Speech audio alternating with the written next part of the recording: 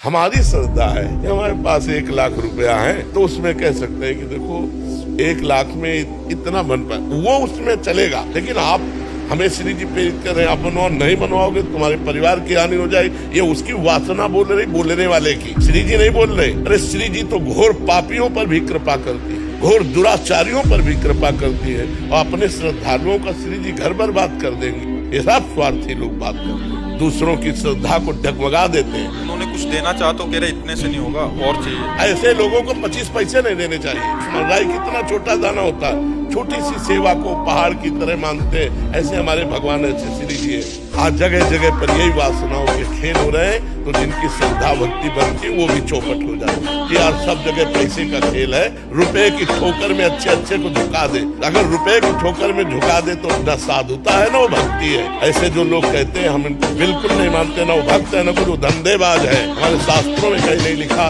कि आप इतना कीजिए तो भगवान प्रसन्न होंगे।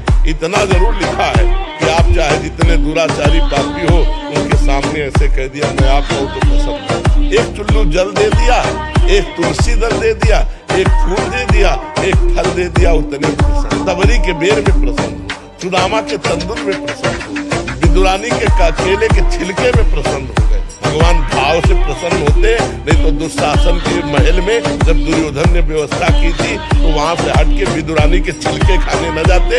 ये सब अपनी वासनाओं का खेल है, भगवान का खेल।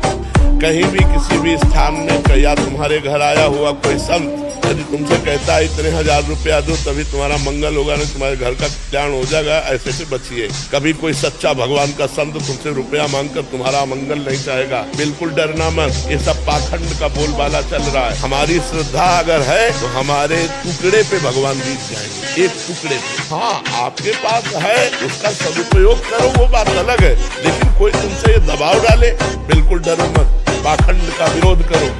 वो आदमी 5 रुपया दे रहा है, काफी है, भगवान के लिए काफी है। अगर तुम 5000 मांग रहे हो तो तुम्हारी वासना भगवान को नहीं चाहिए। भगवान रुपया के लिए नहीं खड़े हैं, करुणा करने के लिए। रात दिन खड़े तुम्हें दर्शन देकर सुख देने के लिए। डर रहो, धर्म से चलो, जहाँ तुम्हारी श्रद्धा बने वहाँ अपने पान अर्पित करो, उसी से मंगल।